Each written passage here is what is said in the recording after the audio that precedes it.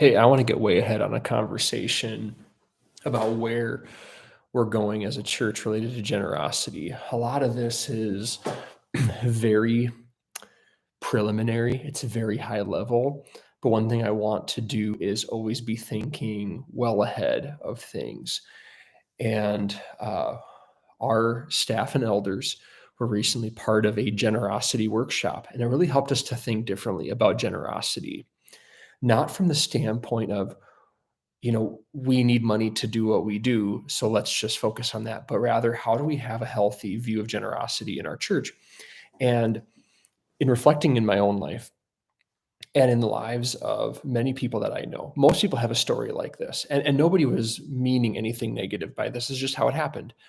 Money in many people's homes was one of two things. It was something that you never talked about because you didn't want to say too much. You didn't want to tell a half truth. You didn't want to whatever. But on the other hand, some people, it was too much of a conversation and it was overkill, and people were stressed and angry. Money became like a topic that was meant to be used for advantage or for worry fuel rather than something that was life giving and healthy, like in a balance, right? And so in our church, we want people to have security in their finances from the standpoint of their marriages are healthy because finances are understood and in order, and people are not stressed about it, and people feel like they can get ahead and they're not behind all the time. And people know, well, can I buy that or can I not? Because I have a plan and I have a purpose behind the dollars that I make. My job is something that allows me to be a blessing and take care of my needs rather than just one or the other, or, the someday phenomenon. Someday I'll be generous, or, maybe I can be generous now, but I don't know how, or I don't know to what extent. Okay, so here comes the generosity journey. In our church and many churches, we focused on having multiple buckets. We focused on the tithes, which we viewed always as allowing the operations to occur. Can we turn on the lights? Can our staff buy groceries? Those kinds of things. The second big bucket has been kingdom builders. We go above and beyond our tithe, that first 10% that belongs to God, and we help build classrooms. Like this year, we're going to build 2 classrooms at a school in Nicaragua to allow more students to experience Jesus. I've seen live video recently from 2 people from our congregation who took video and pictures at schools like Good Samaritan, which we're building more space onto. We got a video from Bonnie and Levis Hernandez about that space. It's just glorious, you guys. It's like blows you away, right? And we gave money through Kingdom Builders already to a church in town that reaches new American families. We are revamping some children's ministry space to be a home, a church home for young families. We believe that if kids grow up knowing Jesus, that whole family trees can change. There's no greater investment we can give than into our kids, and so on and so forth. But that's always been like a second bucket. And then the third has been missions. And not everyone's aware that Northview Church supports over 60 missionaries and missions groups. It can be as simple as a missionary in Vietnam, Cambodia, or Russia. Those are a few examples of some of our foreign missionaries that we support monthly. And then there's local expressions that we support because of longstanding partnerships like New Life Center, like Salvation Army, like Valley Christian Counseling. So we've also got people in jail ministry here in town, like Pastor Mike Sanyu.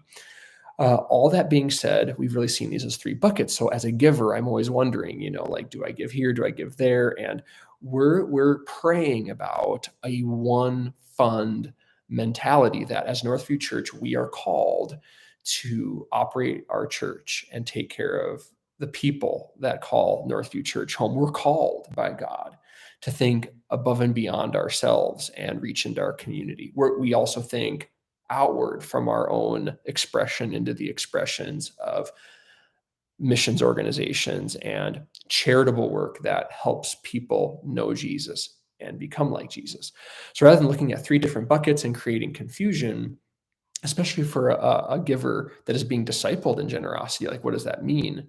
We're really looking at what would it look like to really look high level and unify those 3 and say, this is what God is telling us to do as a church. And rather than split it into 3 things, we say, this is the one fund. This is the one vision that we have. And we're going to still do all of this great work. We're going to talk about it. If people want to give specifically to a certain project above and beyond, like we've had people that say, I want to give towards kids ministry remodel, and they've given a gift to that.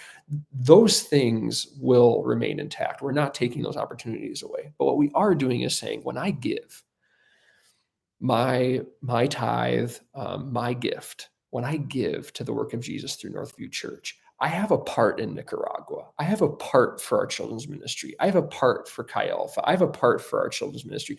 I have a part for that person that got water baptized. I have a part in that work that we did at All Nations Church. I have a part in that. If somebody goes to Valley Christian Counseling and doesn't have the money to receive mental health care, and the little bit that our church contributes there monthly, I had a part in that. What that allows us to do as believers is every time we give, to know that we're part of the one vision. So I just want to get us thinking and praying about what would it look like, especially as we go down this discipleship journey, where if I've never given before, I give my first gift. After I've given my first gift, I can grow in my faith and give consistently. Like every time I get paid, I give. Every time I receive income, I give.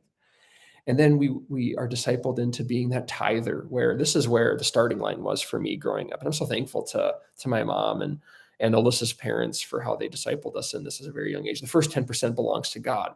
And we aim for that. We shoot for that. We know many people start with that first gift. They start with consistent gift, and they over time grow to becoming a tither. And then why stop there? Like, what if our church, what if we were a people that gave 11%, 12%, 15%? Over time, God continued to bless us as we didn't just stop at 10% tithe, like, oh, I've arrived in my generosity journey. But we said, no, I'm willing to consistently give above the biblical guidance, the biblical ask that Jesus said in Matthew 23:23. So I just want to give a little bit of context to that and ask us that we would be praying about the generosity journey in our own lives.